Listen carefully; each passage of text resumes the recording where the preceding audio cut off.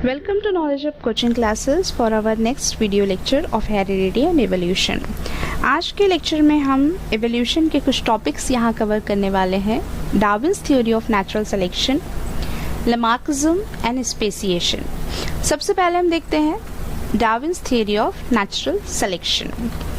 Charles Darwin जब अपने world tour पे थे तब उन्होंने बहुत सारे प्लांट्स और एनिमल स्पीसीज को ऑब्जर्व की, बहुत सारी वैरायटीज़ उन्होंने देखा और उनको ऑब्जर्व करने के बाद उन्होंने एक कंक्लूजन निकाला, नतीजा निकाला और उस पर से ही उन्होंने एक थ्योरी लिखी, थ्योरी ऑफ नेचुरल सिलेक्शन.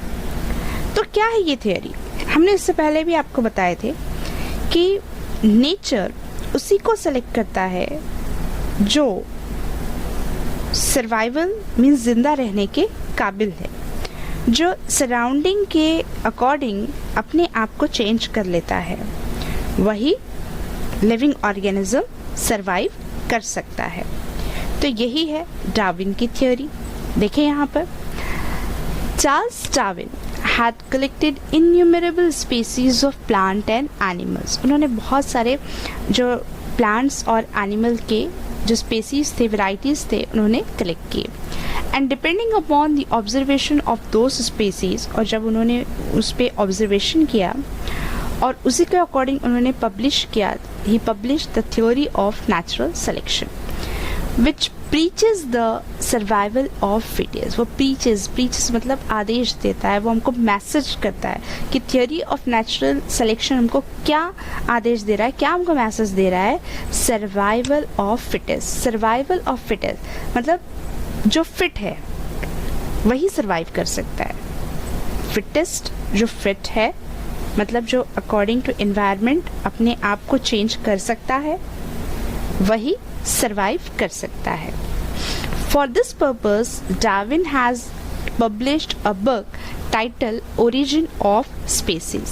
तो इस बेसिस पर ही उन्होंने उनका जो ऑब्जर्वेशन था उस ऑब्जर्वेशन पे उन्होंने एक अपनी किताब लिखी थी on the origin of species. Origin of species करके उसका एक टाइटल था. While explaining the concept, Darwin says that all the organisms reproduce proficiently. अब according to Darwin, हर एक लिविंग ऑर्गेनिज्म के पास में कैपेसिटी होती है जिसके थ्रू वो रिप्रोड्यूस कर सकता है, मीन्स उसकी जनरेशन को आगे बढ़ा सकता है. यहाँ पे आपको डिफरेंट लिविंग ऑर्गेनिजम्स दिख रहे हैं और वो लिविंग ऑर्गेनिज्म रिप्रोड्यूस करके अपने जैसे न्यू इंडिविजुअल को प्रोड्यूस कर रहे हैं, मतलब अपने आपकी जनरेशन को वो आगे बढ़ा रहे हैं, है ना. All the organism compete with each other in a life threatening manner. अब क्या हो रहा है कि जितनी जनरेशन आगे बढ़ रही है, मतलब ऑफस्प्रिंग जो प्रोड्यूस हो रहे हैं, न्यू इंडिविजुअल्स आ रहे हैं, तो उतना कंपटीशन बढ़ जा रहा है सरवाइव करने के लिए. और कंपटीशन जब स्टार्ट होता है तो इस कंपटीशन में सरवाइव करने के लिए जो कैपेबल होगा, जो एनवायरनमेंट के साथ अपने आप को चेंज करेगा, वही इस कंपटीशन को जीतेगा. लेकिन ये कंपटीशन कैसा हो रहा है? जितने लिविंग ऑर्गेनिज्म बढ़ते चले जा रहे हैं उतना कंपटीशन लाइफ थ्रेटनिंग मैनर से हो रहा है, मतलब डरा धमका के हो रहा है. जैसे यहाँ पर इस पिक्चर को आप ऑब्जर्व करें कि ये है लायन और ये है ज़ेब्रा. अब लायन कहलाता है प्रीडेटर और ज़ेब्रा कहलाता है प्रे, मतलब एक शिकारी है और एक शिकार है. लायन क्या है? प्रीडेटर मतलब शिकारी है, और उसका शिकार कौन है? प्रे मतलब ज़ेब्रा उसका शिकार है. तो अब कौन ज़्यादा पावरफुल है? ऑब्वियसली कौन पावरफुल है सबसे ज़्यादा? लायन पावरफुल है. तो लायन जब पावरफुल है तो वो क्या करेगा? शिकार करेगा. क्यों शिकार कर रहा है? क्योंकि उसको जिंदा रहना है. तो यही है सर्वाइवल फॉर फिटेस्ट. अगर उसको फिट रहना है तो उसको सर्वाइव करना है तो उसको लाइफ थ्रेटनिंग मैनर, मतलब क्योंकि कंपटीशन बढ़ रहा है तो उसको कम्पीट करके खुद को ज़िंदा रहने के लिए उसको शिकार करके अपना पेट भरना है। तो इस तरीके से यहाँ पर कि अगर जनरेशन बढ़ती है, अगर डिफरेंट लिविंग ऑर्गेनिज्म बढ़ते हैं तो कंपटीशन भी क्या हो जाता है, बढ़ जाता है। In this competition only those organism sustain, अब यहाँ पर वही लिविंग ऑर्गेनिज्म सस्टेन कर सकते हैं, मतलब ज़िंदा रह सकते हैं, which show the modification essential for winning the competition, जो अपने आप को मॉडिफाई करे, जो एसेंशियल हो इस कंपटीशन को जीतने के लिए, मतलब उनकी ज़िंदगी को जीने के लिए, मतलब वो ऐसे मॉडिफाई हो कि वो उनको रहने के लिए शेल्टर, घर भी मिल जाए, रहने की जगह मिल जाए, और उनको अच्छे से अगर फूड मिल जाता है, अगर वो रहने का इंतज़ाम कर लेते हैं, अपने आप को बचा लेते हैं और अपने आप का फूड खुद से तैयार कर लेते हैं, किसी भी तरीके से वो मैनेज कर लेते हैं, तो वो ज़िंदा रह सकते हैं, मतलब वो इस कंपटीशन में सर्वाइव हो सकते हैं।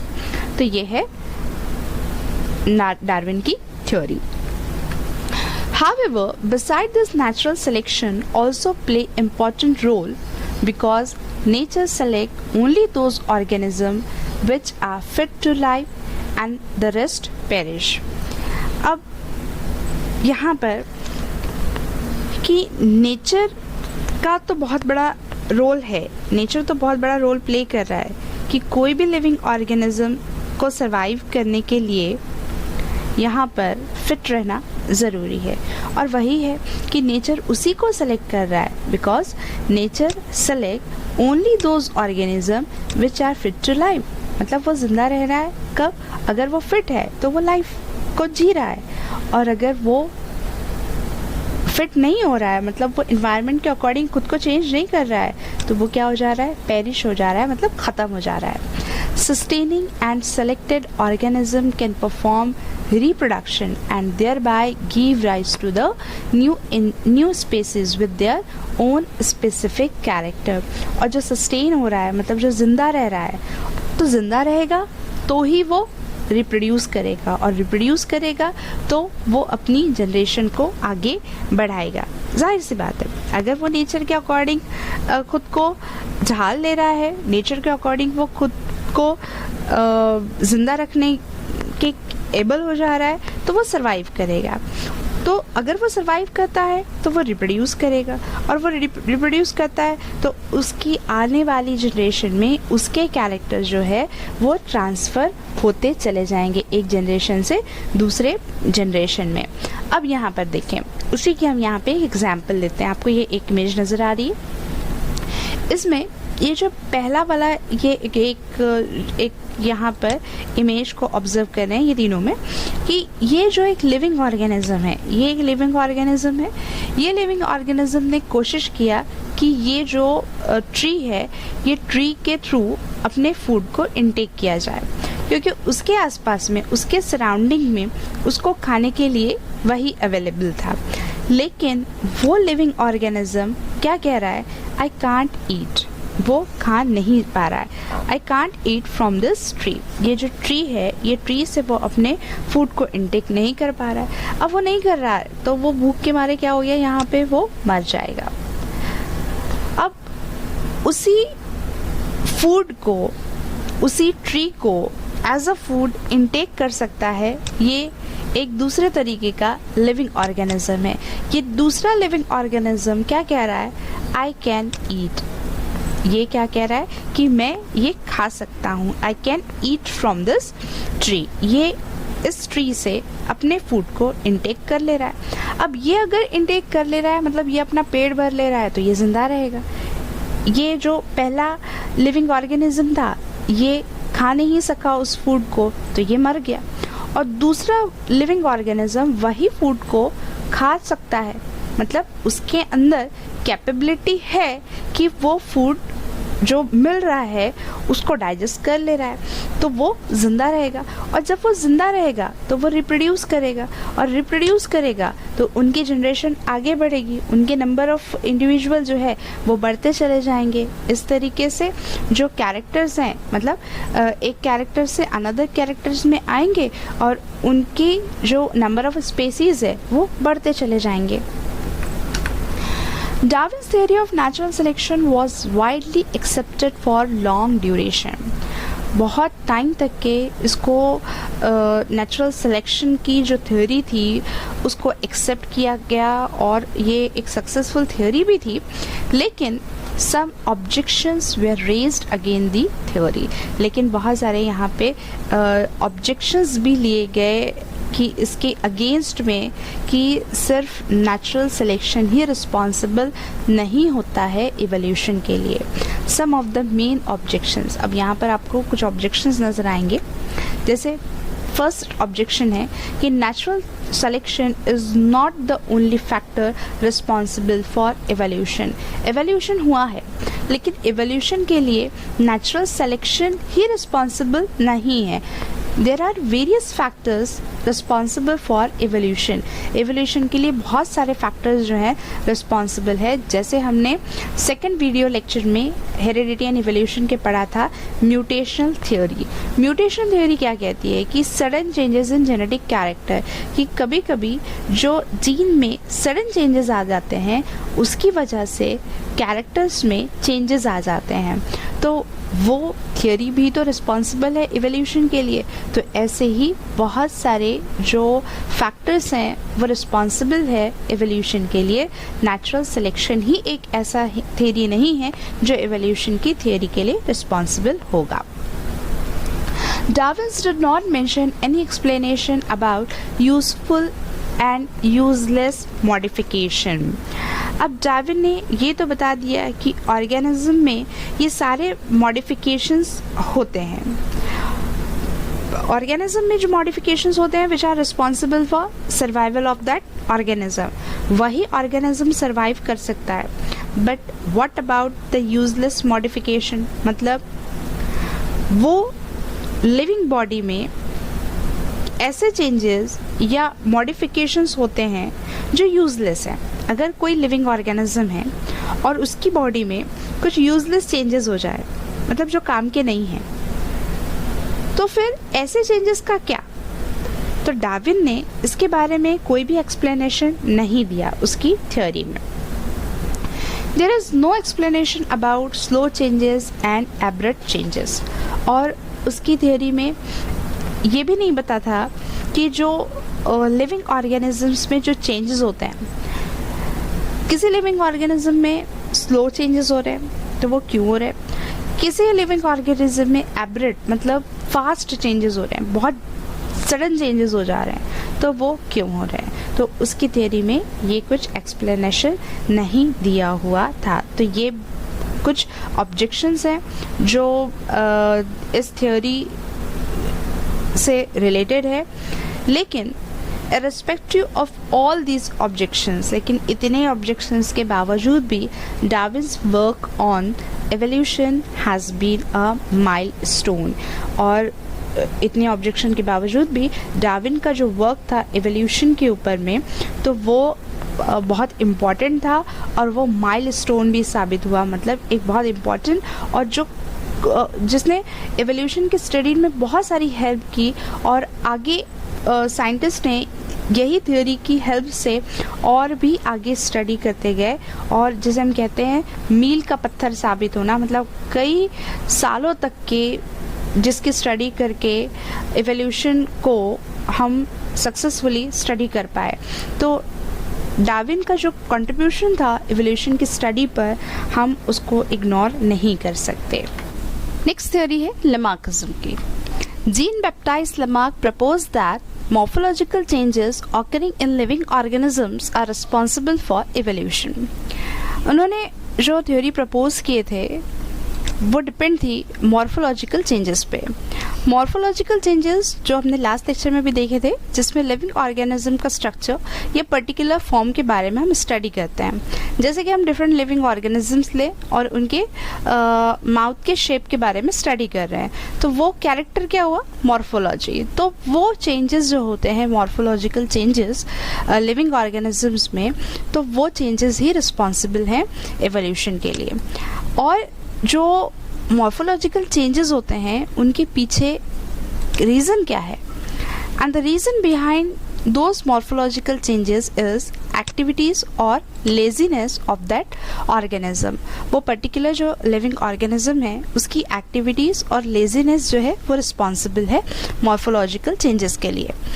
और उसी को उन्होंने कहा, he called this concept as principle of use and disuse of organ, कि एक्टिविटी और लेजीनेस को उन्होंने रिलेट किया यूज एंड डिसयूज से, कि जो एक्टिव लिविंग ऑर्गेनिजम्स होते हैं वो अपने ऑर्गन का यूज़ करते हैं, और जो लेजी लिविंग ऑर्गेनिजम्स होते हैं वो अपने ऑर्गन का यूज़ नहीं करते।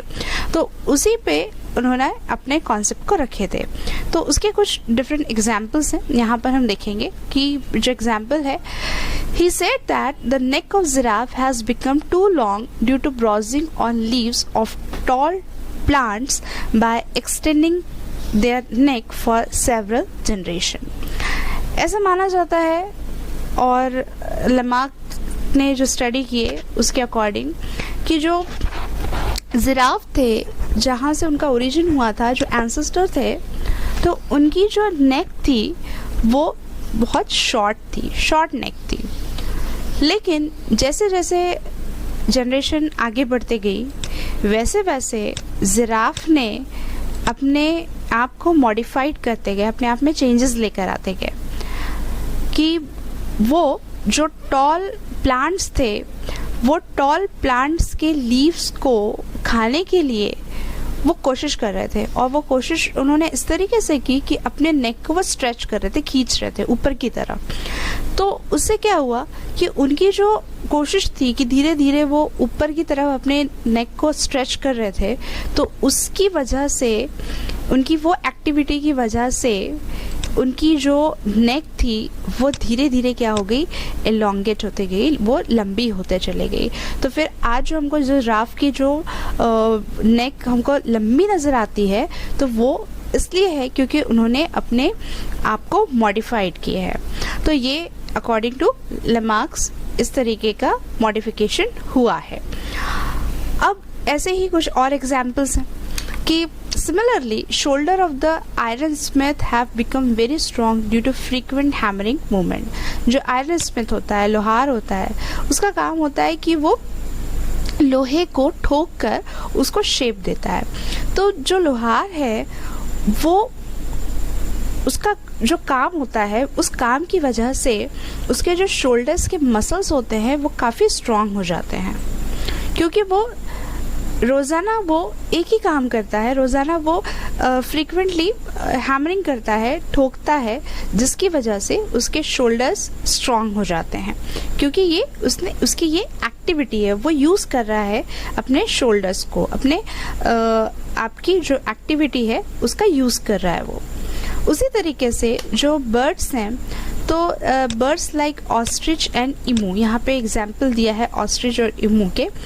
तो इन्होंने क्या किया, ये थोड़े से लेज़ी हैं, तो इन्होंने क्या किया, जो विंग्स हैं, इनके जो पर है, इन्होंने उड़ने के लिए उसको यूज़ ही नहीं करे, वो चलने लगे।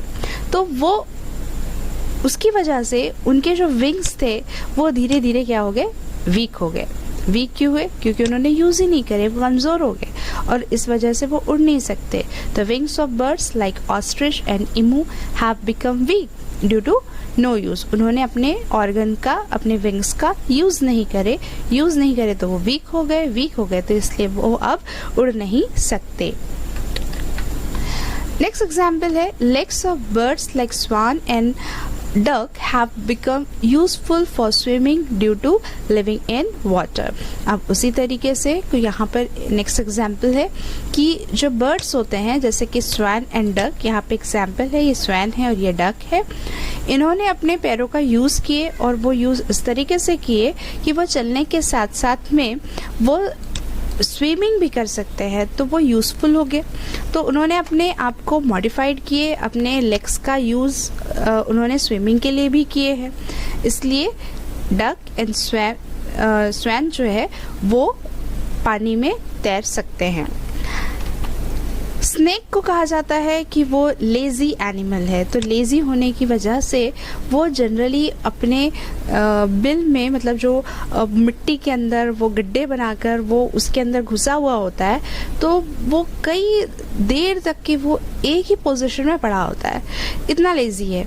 तो वो लेज़ी होने की वजह से उसकी वजह से उसके जो पैर है वो धीरे धीरे ख़त्म हो गए, मतलब वो चलता ही नहीं था। तो चलता ही नहीं था मतलब वो उसने अपने ऑर्गन का यूज़ ही नहीं किया, तो यूज़ नहीं किया तो वो ऑर्गन धीरे धीरे क्या होते गए, डिसइंटीग्रेट होते गए, मतलब धीरे धीरे वो ख़त्म होते गए। तो इस वजह से आज हम जो देखते हैं स्नेक के पैर नहीं हैं, क्योंकि उसकी जो हैबिट है, जो रहने की जगह है, जो उसका जो तरीका है वो बोरोइंग हैबिट है, मतलब वो गड्ढों के अंदर ही रहता है। तो snake have lost their leg, उसने अपने पैरों को खो दिया by modification in their body for burrowing habit. All these examples are type of acquired character। जितने भी ये examples देखे हमने, जैसे जिराफ की neck, iron Smith, wings of ostrich and emu, legs of swan and duck, और snake के leg की example, ये सारे जो characters हैं, ये जो सारी जो types थी, तो ये कहलाते हैं acquired character। acquired character means modified character। जो living organism खुद में अपनी body में changes लाते हैं, ऐसे modified character कहलाते हैं एक्वायर्ड कैरेक्टर। और अकॉर्डिंग टू लेमार्क कि ये जो कैरेक्टर है, मॉडिफाइड जो कैरेक्टर हैं, एक्वायर्ड जो कैरेक्टर हैं, ये कैरेक्टर ट्रांसफ़र होते हैं from one generation to another generation. उसी थ्योरी को उसने कहा inheritance of acquired character. Inheritance मतलब हेरिडिटी, जो एक जनरेशन से अनदर जनरेशन में ट्रांसफ़र होती है। तो ये acquired character generation to generation transfer होते हैं, और उसकी थ्योरी को हम शॉर्ट में कह सकते हैं लेमार्किज्म। लेमार्क की थ्योरी को Lamarckism। Development of organs due to specific activities or their degeneration due to no use at all was widely accepted। अब क्या हुआ कि इसकी जो थ्योरी थी उसको कहाँ एक्सेप्ट किया गया कि जो ऑर्गन्स थे, ये कहा जाता है कि अगर लिविंग ऑर्गेनिज्म ने अपनी एक्टिविटीज़ चालू रखे तो उनके ऑर्गेनिजम्स जो है वो डेवलप्ड होते चले गए। अगर वो ऑर्गन्स का यूज़ कर रहे हैं तो उनके अंदर डेवलपमेंट आएंगे। और देयर डीजनरेशन, अगर वो अपने ऑर्गन्स का यूज़ नहीं कर रहे हैं, नो यूज़, अगर वो ऑर्गन्स का यूज़ नहीं करते हैं तो वो उनके जो ऑर्गन्स है डीजनरेट होते जाएंगे, मतलब धीरे धीरे ख़त्म होते चले जाएंगे। इसको तो एक्सेप्ट किया गया, लेकिन ये जो कैरेक्टर्स हैं, मतलब ये जो मॉडिफाइड कैरेक्टर हैं, transfer of those character from generation to generation was rejected. लेकिन ये जो कैरेक्टर्स होते हैं ये जनरेशन टू जनरेशन ट्रांसफ़र नहीं होते। एक्वायर्ड कैरेक्टर, एक्वायर्ड मतलब मॉडिफाइड कैरेक्टर, अगर कोई लिविंग ऑर्गेनिज्म अपने ऑर्गन का यूज़ करके एक्टिव हो रहा है या फिर लेज़ी है, वो अपने ऑर्गन का यूज़ नहीं कर रहा है, तो वो जो कैरेक्टर्स हैं वो जनरेशन टू जनरेशन ट्रांसफ़र नहीं होंगे, इसलिए इसकी थ्योरी को रिजेक्ट किया गया। जैसे यहाँ पे एग्जाम्पल भी है उसका, because it had been verified many time that modification brought in us are not transferred to next generation and thereby Lamarck's theories were disapprove. क्या होता है कि अभी हमने जो एग्जाम्पल्स इससे पहले देखे थे एक्वायर्ड कैरेक्टर के, जैसे कि आयरन स्मिथ है, लोहार है, वो रोज़ एक ही काम कर रहा है, लोहे को हैमर करने का। उसकी वजह से उसके शोल्डर स्ट्रॉन्ग हो गए, उसके जो मसल्स थे वो स्ट्रॉन्ग हो गए। लेकिन उसने अपनी एक्टिविटी की वजह से, उसने अपनी आदत की वजह से खुद को मॉडिफाइड किया, लेकिन उसका जो आगे उसकी जो आगे की जनरेशन होगी, उसका जो बेटा होगा, तो क्या वो बचपन से ही वो स्ट्रांग होगा? हो ही नहीं सकता, क्योंकि वो कैरेक्टर ट्रांसफ़र नहीं होते हैं, है ना। जैसे आपके फादर की हैंडराइटिंग बहुत अच्छी है, उनको कैलीग्राफी बहुत अच्छे से आती है, और आपने सीखा ही नहीं है कैलीग्राफी, लेकिन अचानक से आपको कैलीग्राफी आएगी क्या? आपके फादर का जो कैरेक्टर है, मतलब उनका जो कैलीग्राफी करने का जो तरीका है, क्या वो अपने आप आपके अंदर आएगा क्या? बिना प्रैक्टिस के नहीं आ सकता है। तो ये जो कैरेक्टर्स होते हैं, ये हम खुद मॉडिफाई करते हैं, है ना।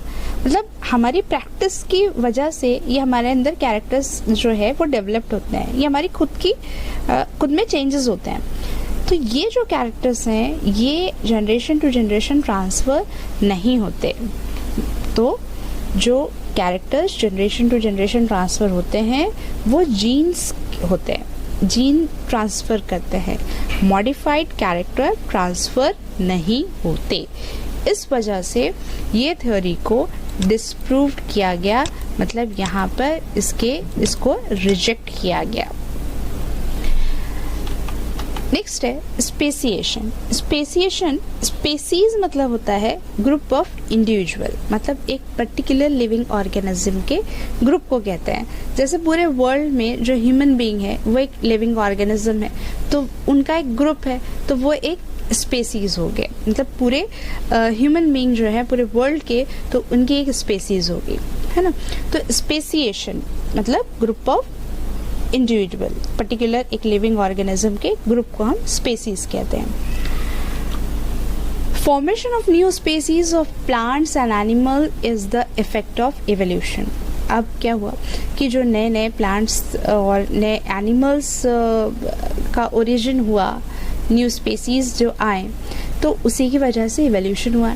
हमने इससे पहले भी एवोल्यूशन में देखा था कि ये जो डिफरेंट प्लांट्स के टाइप्स हैं, या फिर डिफरेंट एनिमल्स के जो डिफरेंट स्पेसीज आए हैं, तो इसी की वजह से एवोल्यूशन हुआ है। मतलब क्या हो रहा है कि जैसे जनरेशन आगे बढ़ रही है, तो हर जनरेशन में कुछ ना कुछ चेंजेस दिखाई दे रहे हैं, और कुछ टाइम के बाद में वो लिविंग ऑर्गेनिज्म में काफ़ी चेंजेस आ जाते हैं। मतलब अगर हम 1000 साल पहले और अब के लिविंग ऑर्गेनिजम्स की बात करें, तो चेंजेस आएंगे ही आएंगे।